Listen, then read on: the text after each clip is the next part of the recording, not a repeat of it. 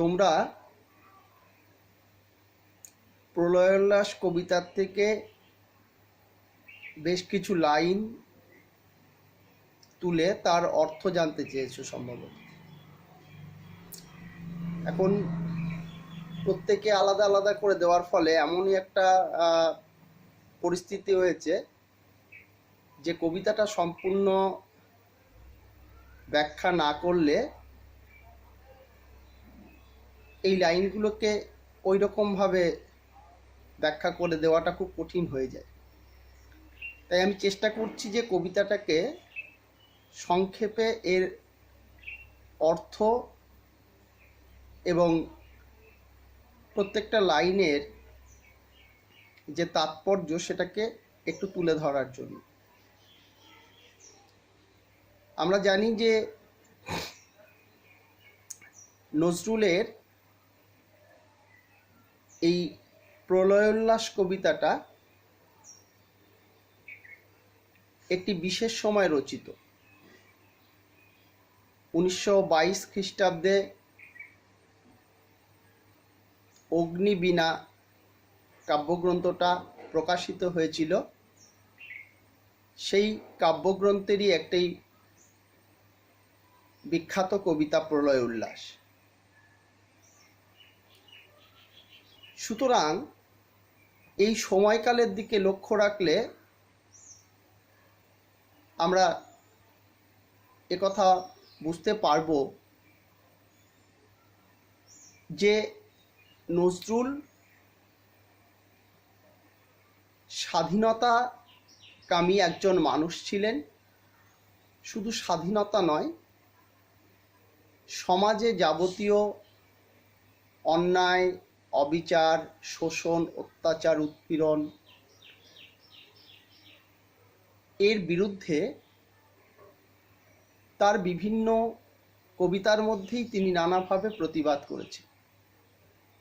আমাদের আলোচ্য প্রলয়োল্লাস কবিতাটাও তার ব্যতিক্রম নয়। এখানেও তিনি ভারতবর্ষকে পরাধীনতার শৃঙ্খল থেকে মুক্ত করার জন্য মানুষের যে সার্বিক জীবন যন্ত্রণা, সেই জীবন যন্ত্রণার থেকে মানুষকে মুক্ত করবার জন্য তিনি তার মতো করে প্রতিবাদ ধ্বনিত করেছেন। প্রলয় উল্লাস কথাটাকে ভাঙলে হয় প্রলয় আর উল্লাস, এই দুটো শব্দ পাওয়া যায়। প্রলয় মানে কি? প্রলয় মানে ধ্বংস, আর উল্লাস মানে হচ্ছে আনন্দ। আপাত দৃষ্টিতে ধ্বংসের মধ্যে কোনো আনন্দ থাকতে পারে না, কিন্তু আবার অন্যভাবে যদি আমরা একটু দেখি তাহলে আমরা বুঝতে পারব যে ধ্বংস না হলে নতুন কিছু সৃষ্টি করা কখনো সম্ভব হয় না। যে সমাজ মানুষের পক্ষে, মানুষের বেঁচে থাকার পক্ষে উপযোগী নয়, যেখানে দাসত্ব, মূঢ়তা, অত্যাচার, উৎপীড়ন, শোষণ, বঞ্চনা প্রতিনিয়ত সংগঠিত হয়, সেই ব্যবস্থাকে যদি পরিবর্তন করতে হয় তাহলে পরে তার ধ্বংস করতে হবে। এবং এই পরাধীনতার কে কাটিয়ে ওঠার মধ্যে দিয়েই, ব্রিটিশ সাম্রাজ্যবাদকে ধ্বংস করার মধ্যে দিয়েই যে ভারতবর্ষের একটা সমাজ বিপ্লব সংগঠিত হতে পারে, কবি যেন কবিতার নামকরণের মধ্যে দিয়েই যেন প্রলয়ের মাধ্যমে উল্লাস, এই যে আনন্দ, সেটাকে তুলে ধরতে চেয়েছে। কবিতাটার শুরুতেই তোমরা দেখো, লক্ষ্য করো বইটা দেখে, যে মানে মধ্যম পুরুষের সর্বনাম পদের ব্যবহার আছে। তোরা সব জয়ধ্বনি কর, তোরা সব জয়ধ্বনি কর। এই তোরা কারা? এই তোরা বলতে আসলে কবি পরাধীন ভারতবর্ষের সমস্ত মানুষকে, বিশেষত যারা ব্রিটিশ সাম্রাজ্যবাদের দ্বারা লাঞ্ছিত, বঞ্চিত, শোষিত, অত্যাচারিত, সেই সমস্ত স্বাধীনতাকামী যে মানুষ, তাদেরকেই কবি আহ্বান করেছেন। কিসের জন্য আহ্বান করেছেন? কিসের জয়ধ্বনি কিসের জন্য জয়ধ্বনি করতে তিনি বলেছেন? পরাধীনতার শৃঙ্খল থেকে মুক্ত হবার জন্য একটা কালবৈশাখীর মতো প্রলয়, সেই প্রলয়কে, সেই প্রলয়ের যে আগমন, সেই আগমনকে তিনি সাদরে গ্রহণ করতে বলেছেন।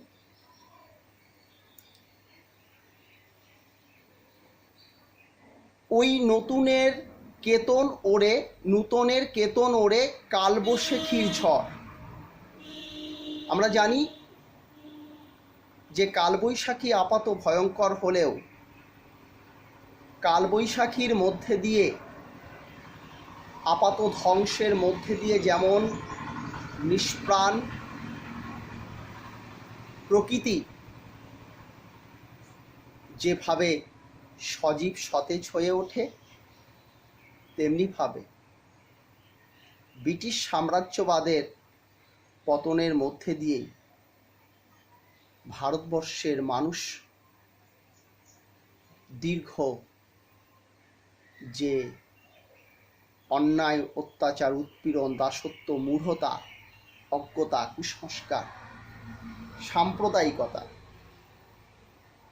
তার থেকে মুক্তি লাভ করতে পারে। আবার সেই কথা, তোরা সব জয়ধ্বনি কর, তোরা সব জয়ধ্বনি কর।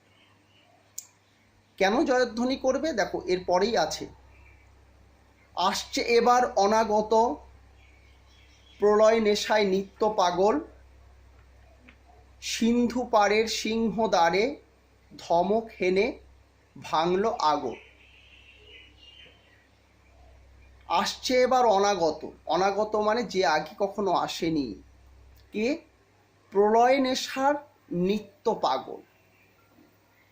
এখানে প্রলয় নেশার নিত্য পাগল, যে প্রলয়ের জন্য উন্মুখ, ধ্বংসের জন্য যে উন্মুখ বা ধ্বংসের জন্য যে সচেষ্ট,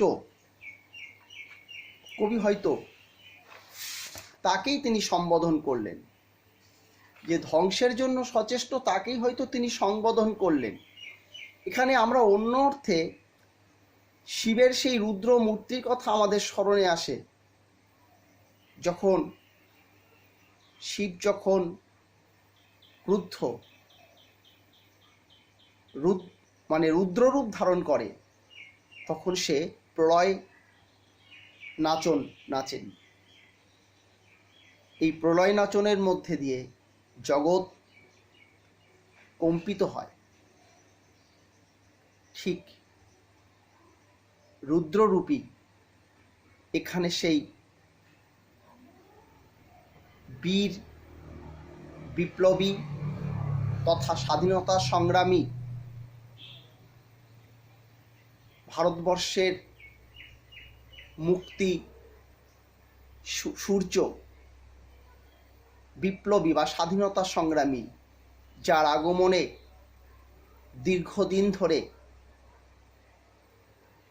যে ব্রিটিশ সাম্রাজ্যবাদের ভয়াবহ শাসন চলছে, তার অবসান ঘটবে। সিন্ধু পাড়ের সিংহদ্বারে ধমক হেলে ভাঙল আগল।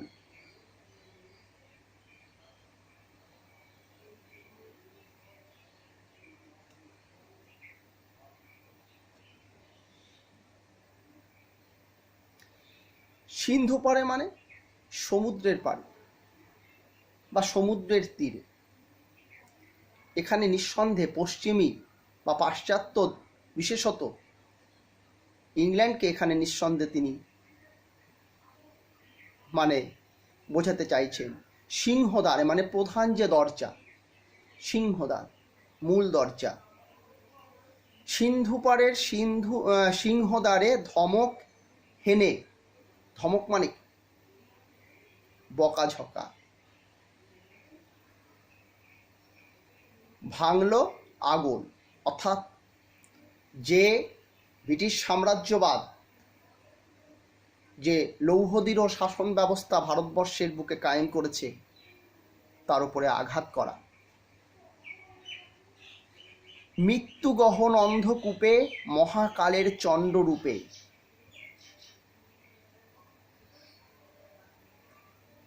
যে মৃত্যুর যে গভীর অন্ধকার ছন্নতা, যে গভীর মৃত্যু, অন্ধকার অচ্ছন্নতা বা গভীর অন্ধকূপ বা কুয়ো, সেইখানে প্রবেশ করে এই মানে আমাদের স্বাধীনতা সংগ্রামী বা মুক্তিকামী যে নেতা কি করবে, মহাকালের চণ্ডরূপে, চণ্ডাল বা ভয়ঙ্কর, ধূম্রধূপে মানে আপাত দৃষ্টিতে যেটা ধোঁয়াশাপূর্ণ, সেই ভয়ঙ্করের গভীরে প্রবেশ করেই ভয়ঙ্করকে প্রতিহত করতে হবে। বজ্রশিখার মশাল জেলে আসছে ভয়ঙ্কর। এখানে যে মানে অনাগত আমাদের মুক্তিকামী যে নেতা, তাকে কবি বিভিন্ন বিশেষণে বিশেষিত করেছেন কবিতার মধ্যে দিয়ে। আমরা যদি দেখি, কখনো বলেছে যে প্রলয় নেশার নিত্য পাগল, অর্থাৎ শিব বা মহাদেবের সঙ্গে একবার তুলনা করেছেন। আবার মহাকালের সঙ্গে তুলনা করেছেন, মহাকাল বা সময়, তার সঙ্গে তুলনা করেছে চণ্ডাল রূপের সঙ্গে তার ভয়ঙ্কর, সেখানেও ভয়ঙ্করতা রয়েছে। আবার এখন বললেন বজ্রশিখার মশাল জেলে আসছে ভয়ঙ্কর, অর্থাৎ সেই প্রলয়কারী হচ্ছে ভয়ঙ্কর। ভয়ঙ্কর না হলে কখনো ধ্বংস করা যায় না। ধ্বংস করার জন্য উগ্র রুদ্র একটা রূপ দরকার হয়। ওরে ওই হাসছে ভয়ঙ্কর, তোরা সব জয়ধ্বনি কর, তোরা সব জয়ধ্বনি কর। কেন হাসছে ভয়ঙ্কর? কারণ ভয়ঙ্করের আগমনে তথাকথিত যে সভ্য উন্নত, যে সভ্যতাগর্বী, যে সাম্রাজ্যবাদী শক্তি, তাদের মনের মধ্যে একটা কম্পন ধরেছে, ভীত সন্ত্রস্ত হয়ে পড়েছে। সে কারণের জন্যই তাদের এই অসহায়তা দেখেই ভয়ঙ্কর হাসছে। আর আরও একটা হয়তো তাৎপর্য আনা যায়, যে ভয়ঙ্কর জানে যে তার এই আবির্ভাবের মধ্যে দিয়েই প্রচলিত ব্যবস্থার পরিবর্তন ঘটবে, অন্ধকার অপসারিত হবে, নতুন সূর্যের উদয় হবে। আর সে কারণের জন্যই তার আনন্দ, সেই আনন্দের বহিঃপ্রকাশ ঘটছে তার হাসির মধ্যে দিয়ে। আবার আছে তোরা সব জয়ধ্বনি কর, তোরা সব জয়ধ্বনি কর। ঝামর তাহার কেশের দোলায় ঝাপটা মেরে গগন দোলায়, সর্বনাশী জ্বালামুখী ধূমকেতু তার চামর ঢুলায়। এখানে সম্ভবত ঝামরটা চামর হওয়া উচিত। চামর চমড়ি গরুর লেজ থেকে তৈরি এক ধরনের বিশেষ পাখা বা ঝাড়ু, যেগুলো সাধারণভাবে বিভিন্ন পুজো বা কোনো বিভিন্ন মানে ঝাড়া এই জাতীয় মানে কাজে সাধারণভাবে ব্যবহার করা হয়। কি বলছে ভয়ঙ্কর, বলছে ঝামর তাহার কেশের দোলায় ঝাপটা মেরে গগন দোলায়। তার কেশ অর্থাৎ চুল, চুল এতটাই মানে কি বলবো, যে এতটাই বড়, ঝামর তাহার কেশের দোলায়, তার চুলের দোলায় ঝাপটা মেরে গগন দোলায়। তার চুল মানে পুরো গগনটাকে দুলিয়ে দিতে পারে। সর্বনাশী জ্বালামুখী ধূমকেতু তার চামর দোলায়। ধূমকেতু, ধূমকেতু একটা নক্ষত্র বিশেষ। সাধারণভাবে ধূমকেতুকে আমরা অমঙ্গলের সূচক হিসাবে ব্যবহার করি। আকাশে যখন আমরা ধূমকেতু উদয় হয়, সেই ধূমকেতু দেখলে মানুষের মধ্যে একটা অন্ধ কুসংস্কার হলেও একটা ধারণা আছে যে ধূমকেতু একটা অমঙ্গলের একটা সূচনা করে। সেই জন্য ধূমকেতু হচ্ছে সর্বনাশী, সর্বনাশ করে। ধূমকেতু দেখা মানেই একটা অমঙ্গলের বার্তা যেন নিয়ে আসা। তাই সর্বনাশী জ্বালামুখী ধূমকেতু তার চামর দোলায়। ধূমকেতু কি করে? ধূমকেতু তাকে আরাধনা করে বা পূজা করে, চামর দোলায় তার কাছে। বিশ্বপিতার বক্ষ কোলে রক্ত তাহার কৃপাঞ্ঝলে দোদুল দোলে। বিশ্বপিতা স্রষ্টা, বিশ্বপিতার বক্ষের মধ্যে, তার বুকের মধ্যে রক্ত তাহার কৃপাঞ্ঝলে। কৃপান মানে হচ্ছে তরবারি বা ছুরি, বিভিন্ন রকমভাবে আমরা অর্থটা করতে পারি। কৃপাঞ্ঝলে দোদুল দোলে। বিশ্বপিতার বুকের ওপরে তার যে তরবারি, সেই তরবারিটা ঝোলে। কার? সেই বীর বিপ্লবী তথা পরাধীনতার শৃঙ্খলের থেকে মুক্তিকামী যে মহাকালরূপী যে যোদ্ধা, যে এখনো পর্যন্ত আসেনি। দোদুল দোলে, দোদুল মানে বারবার দুলছে। অট্টরোলের হট্টগোলে স্তব্ধ চরাচর। তার যে অট্ট হাসি, সেই অট্টহাসি এতটাই সচকিত, এতটাই বীভৎস, ভয়াবহ, যে সমগ্র বিশ্বব্রহ্মাণ্ড যেন স্তম্ভিত হয়ে পড়ে, ভীত সন্ত্রস্ত হয়ে পড়ে। ওরে ওই স্তব্ধ চরাচর, তোরা সব জয়ধ্বনি কর, তোরা সব জয়ধ্বনি কর। একই কথা। দ্বাদশ রবির বহ্নি জ্বালা ভয়ালো তাহার নয়ন কটায়, দিগন্তরের কাঁদন লুটায় পিঙ্গল তার ত্রস্ত জটায়। দ্বাদশ রবি, দ্বাদশ মানে 12 আর রবি মানে সূর্য। কিন্তু এখানে দ্বাদশ রবি কথার অর্থ হচ্ছে মধ্যাহ্নের সূর্য। আমরা জানি যে দুপুর 12টার সময় মধ্যাহ্ন, তখন সূর্যটা কোথায় থাকে? একদম মানে আমাদের মাথার উপরে লম্বভাবে কিরণটা পৃথিবীতে পড়ে। সেই জন্য মধ্যাহ্নের সূর্যের তেজ, তীব্রতা সব থেকে বেশি হয়। এই বলছে দ্বাদশ রবির বহ্নি জ্বালা। বহ্নি মানে আগুন, এখানে তার উত্তাপকে বোঝানো হচ্ছে। ভয়ালো তাহার নয়ন কোটায়, সেই মানে প্রখর সূর্যের যে কিরণ, সেই কিরণ যেন সেই মহাবিপ্লবী বা সেই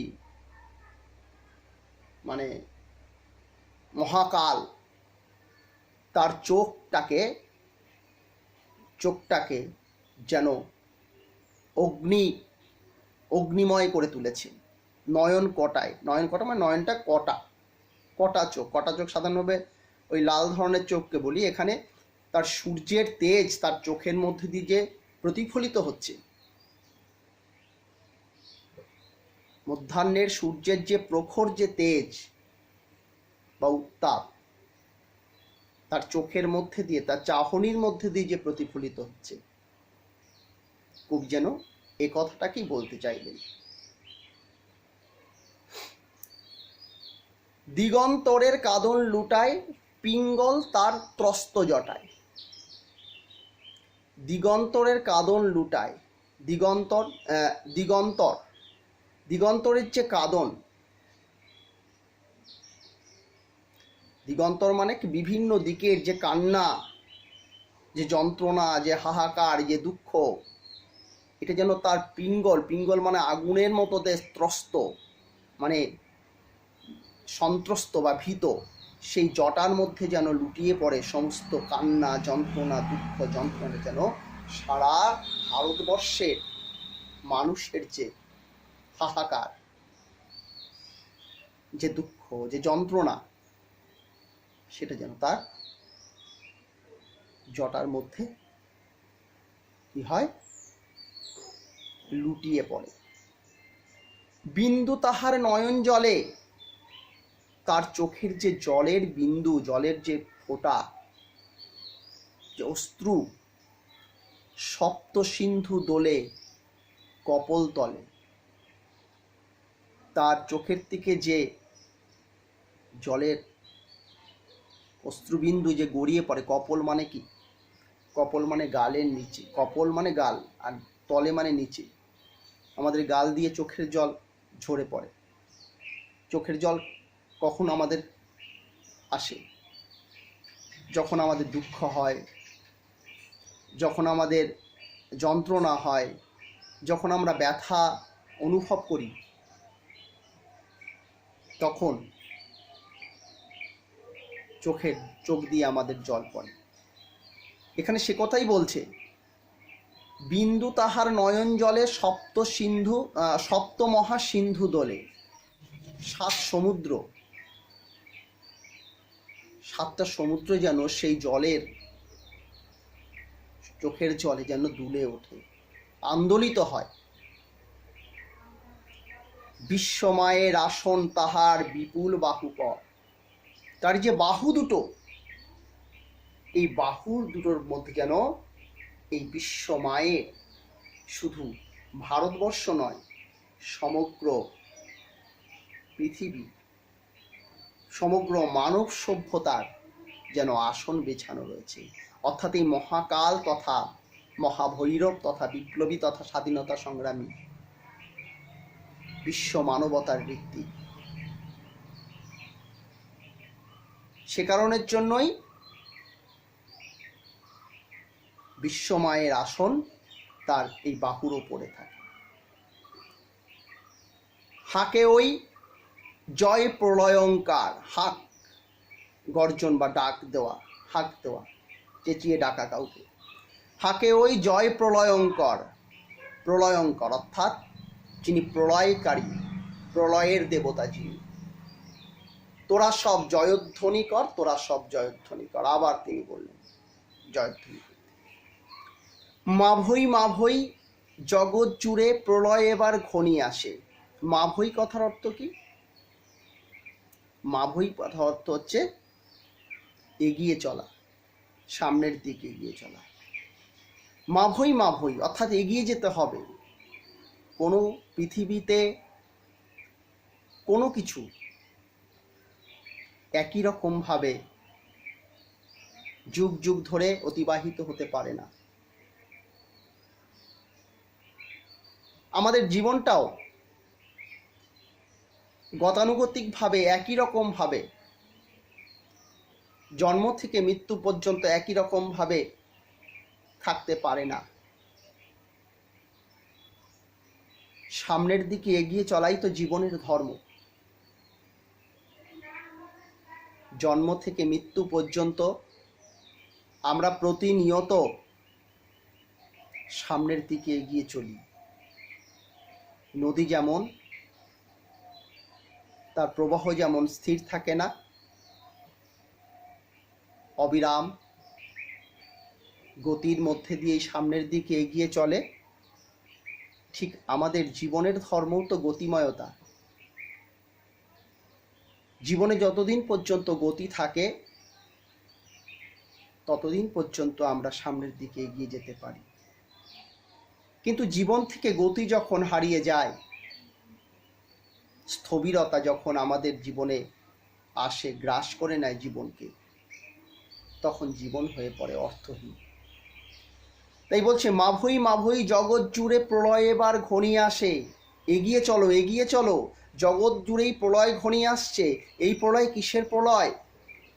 এই প্রলয় হচ্ছে সমস্ত অমানবিকতা, সমস্ত দাসত্ব, সমস্ত মূঢ়তা, সমস্ত অজ্ঞতা, সমস্ত অশিক্ষা, কুশিক্ষা, যন্ত্রণা, শোষণ, অত্যাচার, সমস্ত কিছুর বিরুদ্ধে, সমস্ত কিছুর ধ্বংস হওয়া। সেই ধ্বংস অনিবার্য। অমানবিকতার, যাবতীয় অমানবিকতার ধ্বংস অনিবার্য। প্রলয় এবার ঘনিয়ে আসে, জড়ায় মরা মুর্মুষদের প্রাণ লুকানো ওই বিনাশে। ওই বিনাশের মধ্যেই, ওই ধ্বংসের মধ্যেই যারা এতদিন পর্যন্ত জীবস্মৃত ছিল, অর্থাৎ বেঁচে থেকেও যারা মরেছিল, তারা আবার নতুন করে প্রাণরস পাবে। তারা নতুন করে বেঁচে উঠবে, একটা সুন্দর একটা সমাজ গড়ে উঠবে, যেখানে মানুষ বেঁচে থাকবে তার নিজের মতো করে, মানুষ বেঁচে থাকবে স্বাধীনভাবে, মানুষ তার আত্মমর্যাদার সঙ্গে, তার মোটা ভাত মোটা কাপড়, সেই দাবিটাকে পূরণ করতে পারবে। সেই রকম একটা সুন্দর সমাজ, সেই সমাজের মধ্যেই সেই মুর্মুষ যারা, তাদের প্রাণ সত্তা তার মধ্যেই লুকানো আছে। তাই এই প্রতিকূল যে সমাজ ব্যবস্থা, সেই সমাজ ব্যবস্থার ধ্বংস অনিবার্য। এই সমাজ ব্যবস্থার ধ্বংস না হলে নতুন একটা সমাজ গড়ে উঠবে না। এই সমাজে যারা মৃতপ্রায়, তাদের প্রাণ সত্তা আবার নতুন করে জেগে উঠবে না।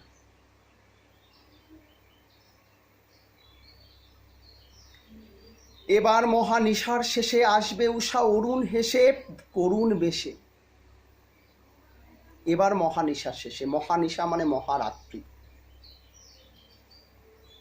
এখানে মহানিশা মানে শুধু রাত্রি তো নয়, আসলে এই যে অন্ধকারময় অবস্থা আমাদের ভারতবর্ষ তথা পৃথিবীতে, যে অন্ধকারময় অবস্থা, তার অবসান ঘটবে। মহানিশার শেষ, অর্থাৎ অন্ধকার শেষ হবে, আসবে উষা। উষা মানে সকাল, সকালের পূর্ব মুহূর্ত, সকাল হবার ঠিক আগের মুহূর্ত,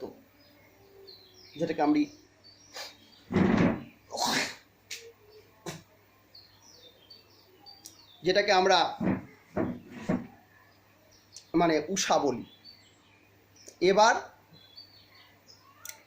আসবে উষা অরুণ হেসে, এবার মহানিশার শেষে আসবে উষা অরুণ হেসে। অরুণ মানে সূর্যের, সূর্য, অরুণ মানে সূর্য, উষা মানেও সূর্য। এখানে একটু অন্যরকমভাবে অর্থটা করেছেন কবি। অরুণ হেসে, সূর্যের লাবণ্য, আলো, হাসি দিয়ে। করুণ বেশে, করুণ কেন? সূর্যের লাবণ্য, অর্থাৎ সূর্য উঠবে, অন্ধকার অপসারিত হবে, আলোতে ভরে উঠবে প্রকৃতি, সমাজ। তাহলে করুণ কেন? কারণ সকালবেলা সূর্য ওঠার সময় বা উষা যখন আসে, তখনও সেই সূর্যের আলোর যে প্রকৃত রূপটা আমরা তখনও পাই না, তার একটা আভাস আমরা পাই। স্বাধীনতা হলেই তো দেশটা রাতারাতি সমস্ত কিছু শেষ হয়ে যাবে না। মানুষের যে দারিদ্র, তার অবসান হবে না। সমাজে যে অশিক্ষা কুশিক্ষা দীর্ঘদিন ধরে রয়েছে, তার তো অবসান হবে না। তার জন্য সময় লাগবে। যেমন উষা থেকে মধ্যাহ্নে আসার জন্য অনেকটা সময় লাগে, ঠিক তেমনি দেশটাকে কাঙ্ক্ষিত স্বপ্নের দেশ হিসাবে গড়ে তোলার জন্য বা সমাজটাকে সেই প্রকৃত মানবতাবাদী বা মানুষের জন্য সাম্যবাদী একটা সমাজ গড়ে তোলার জন্য সময় লাগবে।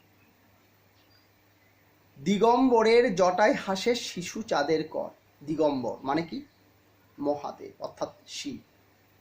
আমরা জানি যে শিবের জটাতে চাঁদ থাকে, অর্ধচন্দ্র থাকে। জটায় হাসে শিশু চাঁদের কর। এ কর মানে যদিও হাত। ঠিক তেমনি ভাবে মহানিশার শেষে যে সকালের পূর্ব মুহূর্ত সূচিত হবে, সেখানেও একটা আলোর একটা উৎস, একটা সম্ভাবনাময় একটা স্বপ্ন থাকবে, যার মধ্যে দিয়ে আমরা আগামী দিনে হয়তো একটা পরিপূর্ণ একটা সমাজ তৈরি করতে পারব। আলো তার ভরবে এবার ঘর, তোরা সব জয়ধ্বনি কর, তোরা সব জয়ধ্বনি কর। এই আলোর জন্যই আমরা তো আলো চাই, আমরা তো সুন্দর একটা সমাজ চাই, আমরা তো শোষণমুক্ত একটা দেশ চাই। কবিও সে কথাই বলছেন এখানে, যে সেই জন্যই তিনি জয়ধ্বনি করতে বলছেন।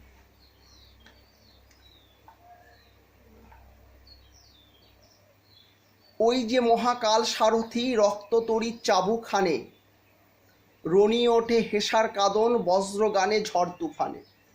কি বলছেন? মহাকাল সারথি, মহাকাল সারথি যেন আসছেন। তিনি, তার হাতে রয়েছে কি? রক্ত তড়িৎ চাবুক, দুষ্টের দমন, সৃষ্টের পালনের জন্য। রনিয়ে ওঠে হেসার কাদন বজ্রগানে ঝড় তুফানে। রনিয়ে ওঠে শব্দ, রনিয়ে ওঠে মানে শব্দ করে ওঠে। হেসার কাদন, হেসা মানে ঘোড়া, ঘোড়ার আওয়াজ যখন চাবুক মারা হয় রথে করে আসার সময়, ঘোড়ার একটা কান্না, আঘাত লাগলে পরে মহাকাল আসছে রক্তচরিত চাবুক দিয়ে আঘাত করছে, সেই আঘাতের মধ্যে দিয়ে মানে বজ্রগান ঝড় তুফানের মধ্যে দিয়ে মানে ঘোড়ার কান্নার আওয়াজ যেন শোনা যাচ্ছে। খুরের দাপট তারাই লেগে, ঘোড়ার যে খুর, সেই খুরের যে তীব্র গতি, তারাই লেগে যেন মানে বিচ্ছুরিত হচ্ছে কি? উল্কা ছুটায় নীল খিরানে, আকাশে যেন উল্কাপাত হচ্ছে। আসলে কবি এর মধ্যে দিয়ে যেটা বলতে চাইছেন, যে আকাশের বিদ্যুৎ যে চমক, আকাশে বিদ্যুৎ চমকাচ্ছে, এই আকাশের বিদ্যুৎ চমককেই কবি মনে করেছেন যেন মহাকালের সারথির চাবুক। চাবুক এইরকমভাবে মারা হয়, বিদ্যুৎগুলো যখন চমকায় মনে হয় মাঝে মাঝে আলো হয়ে যাচ্ছে আকাশ, আবার মুছে যাচ্ছে। বিদ্যুৎ চমককে মনে করেছেন চাবুক। আর মানে বজ্রপাতের যে আওয়াজ, বজ্রের যে শব্দ, যে ঝড় বৃষ্টির আওয়াজ, সেটাকে ঘোড়ার মানে কান্নার সঙ্গে যেন কবি ঘোড়ার গর্জনের সঙ্গে তুলনা করলেন। মহাকালের সেই রথের ঘোড়ার আঘাতে তারা থেকে যে আগুন ছিটকে বেরোয়, অর্থাৎ বাজ পড়ে বা আকাশে যখন বিদ্যুৎ চমকায় যে আলোর রোশনা, সেটাকেই যেন মানে উল্কা, যা নীল খিলান বা মানে আকাশকে, নীল খিলান মানে আক্ষরিক অর্থ হচ্ছে অর্ধগোলাকার একটা বস্তু বা স্থাপত্য। আকাশটাকে দেখলে পরে মনে হয় অর্ধগোলাকার, দিগন্তের দিকে নেমে আসে, আর মাঝখানে তাকালে পরে উপর দিকে তাকালে মনে হয় অর্ধগোলাকার। তাই বলছে উল্কা ছুটায় নীল খিলান, গগন তলের নীল খিলানে, গগন তলে অর্থাৎ আকাশের তলায় অর্থাৎ মাটির ওপরে। অন্ধকারার বদ্ধ কূপে দেবতা বাধা যজ্ঞজূপে। যজ্ঞজূপে মানে হাড়িকাঠ, দেবতা যেন হাড়িকাঠ। হাড়িকাঠ যেমন হচ্ছে গলা, মানে কোনো কিছু প্রাণী হত্যা করার সময় যেমন তাকে হাড়িকাঠে দেওয়া হয়, ঠিক তেমনি আজকে মানে ব্রিটিশ সাম্রাজ্যবাদ আজকে মানে কি করেছে, অন্ধকারার বদ্ধকূপে দেবতা বাধা যজ্ঞকূপে, মানে ভারতবর্ষের প্রাণ শক্তিকে যেন সেই হাড়ি কাঠের ওপর আবদ্ধ করে রেখেছে, যজ্ঞযুপে পাষাণ স্তূপে। এই তোরে তার আসার সময় ওই রথ ঘর ঘর। সে কারণের জন্য পাপের চূড়ান্ত, অন্যায়ের চূড়ান্ত পর্যায়ে চলে গেছে। এখন আবার নতুন সমাজ গড়ে উঠবে, সেই জন্য মহাকালের আসার সময় হয়ে গেছে। এখনো যদি না আসে তাহলে ভারত দেবতা, ভারত আত্মা তার শেষ হয়ে যাবে, সে শেষ হয়ে যাবে। সেই জন্য এই তোরে তার আসার সময় ওই রথ ঘর ঘর। রথ ঘর ঘর বলতে রথ মাটি দিয়ে চললে পরে মাটির সঙ্গে রথের চাকার ঘর্ষণের ফলে যে আওয়াজ, সেটাকেই বোঝানো হয়েছে। এটা এমন কোনো ব্যাপার না, একজন দেখলাম যে লিখেছে, শোনা যায় ওই রথ ঘর ঘর, তোরা সব জয়ধ্বনি কর, তোরা সব জয়ধ্বনি কর। ধ্বংস দেখে ভয় কেন তোর? প্রলয় নূতন নূতন সৃজন বেদন। আমরা যারা সাধারণ মানুষ, আমরা ধ্বংস চাই না, আমরা সৃষ্টি চাই। কিন্তু আমরা একবারও ভেবে দেখি না যে নতুন কিছু করতে হলে পুরাতনকে ধ্বংস করতে হবে বা পুরাতনকে বিদায় দিতে হবে। যেমন করে সমাজে পরিবর্তন ঘটার জন্য প্রচলিত ব্যবস্থার যদি অবসান না ঘটে, তাহলে নতুন ব্যবস্থা আসতে পারে না। আমরা যদি ইতিহাসের দিকেও তাকাই, ফরাসি বিপ্লব, রুশ বিপ্লব, এই বিপ্লবগুলো তো আমাদের ইতিহাসে যুগান্তকারী পরিবর্তন ঘটেছিল, আমাদের সমাজে মানব সভ্যতার ইতিহাসে যুগান্তকারী পরিবর্তন ঘটেছিল। কিন্তু সেই বিপ্লবগুলো না হওয়ার জন্য, পুরাতন যদি ধ্বংস না হতো তাহলে নতুন আসতো না। পূর্ব রাজতন্ত্রের পতন না হলে পৃথিবীর প্রথম গণতন্ত্রে প্রতিষ্ঠা হতো না ফ্রান্সে। জারতন্ত্রের উচ্ছেদ না হলে রাশিয়াতে সমাজতন্ত্র আসতো না।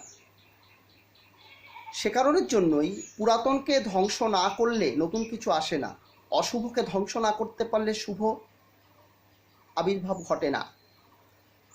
কিন্তু আমরা ধ্বংস দেখে ভয় পাই। কবি সেটাই বলছেন, ধ্বংস দেখে ভয় কেন তো?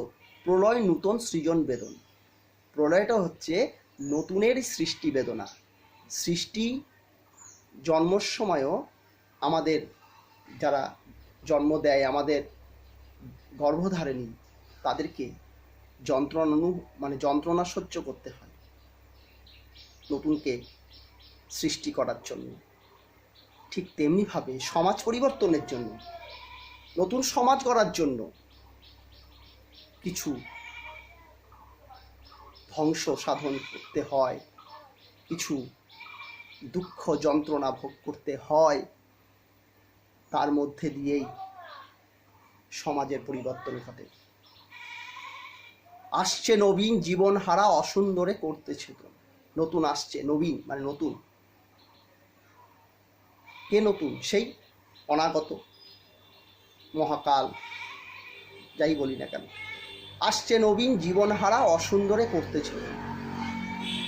জীবন হারা অসুন্দর, যার মধ্যে প্রাণ সত্তা নেই, মানবিকতা নেই, শুভবোধ নেই, সেই অসুন্দরকে ছেদন করতে, উৎখাত করতে, ধ্বংস করতে তাকে সেই জন্য স্বাগত জানাতে হবে। তাই সে এমন কেশে বেশে, এমন কেশ রুদ্র, বেশ ভয়ঙ্কর যোদ্ধার বেশ। প্রলয় বয়েও আসছে হেসে। প্রলয় আনছে, ধ্বংস আনছে, কিন্তু মুখে তার হাসি। মধুর হেসে ভেঙে আবার গড়তে জানে সে চিরসুন্দর। শুধু ভাঙলেই তো হবে না, ভাঙতে হবে এবং ভাঙার জায়গায় সেই শূন্যস্থানকে পূরণ করবার জন্য আবার গড়তে হবে। খারাপকে ভেঙে ভালো গড়তে হবে, অসুন্দর ভেঙে সুন্দর করতে হবে, অসাম্যকে ভেঙে সাম্য করতে হবে, নতুন সমাজ করতে হবে। সেই চির সুন্দর যে শুধু ভাঙে না, ভাঙার মধ্যে দিয়ে নতুনভাবে গড়ে তুলতে পারে। তোরা সব জয়ধ্বনি কর, তোরা সব জয়ধ্বনি কর। ওই ভাঙা গড়া খেলা জেতার কিসের তরে ভয়? ভাঙার গড়া এটাই তো পৃথিবীর নিয়ম। রবীন্দ্রনাথের দেখবে একটা গান আছে, নাচে জন্ম নাচে মৃত্যু পাছে পাছে, তাতা থই থই তাতা থই থই তাতা থই থই। আমাদের প্রকৃতিতে, আমাদের পৃথিবীতে একই সঙ্গে সৃষ্টি আর ধ্বংস একই সঙ্গে চলে। জন্ম মৃত্যু, সুখ দুঃখ, আলো অন্ধকার, পরস্পর বিপরীত দুটো সত্তা একই সঙ্গে কাজ করে। তাই বলছি যে ভাঙা গড়া খেলা জেতার কিসের তরে ডর? ভয় কি? ভাবনা কি? ভাঙলে পরে গড়বে, গড়লে পরে একদিন না একদিন ভাঙবে সেটা। তোরা সব জয়ধ্বনি কর, বধূরা প্রদীপ তুলে ধর। প্রদীপ তুলে স্বাগতম জানাতে বলেছেন। প্রদীপের আলো অপেক্ষাকৃত কম, কিন্তু স্নিগ্ধতা। কাল ভয়ঙ্করের বেশে এবার আসে ওই সুন্দর। আপাতত সেটা ভয়ঙ্কর, কিন্তু আসলে সুন্দর। সুন্দর একটা সমাজ, সুন্দর একটা সভ্যতা গড়ে তুলতে পারবে যার আগমন। তোরা সব জয়ধ্বনি কর, তোরা সব জয়ধ্বনি কর। এই মোটামুটি কবিতার আলোচনা। তোমরা দেখবে, আশা করি অসুবিধা হবে না। আর একটু বোঝো নিশ্চয়ই যে এইভাবে পড়ানোটা খুব কঠিন ব্যাপার। আর আমি তো মনে করেছিলাম যে প্রশ্ন দেবে কবিতার থেকে, কিন্তু তোমরা লাইন ব্যাখ্যা করে দিয়েছে, সেইভাবে লাইন তুলতে গেলে পরে প্রত্যেকটা জায়গায় করাটা অসম্ভব ছিল। সেই জন্য এটা করে পাঠালাম। আর তোমরা জানাবে মতামত যে তোমাদের কেমন লাগলো। ঠিক আছে।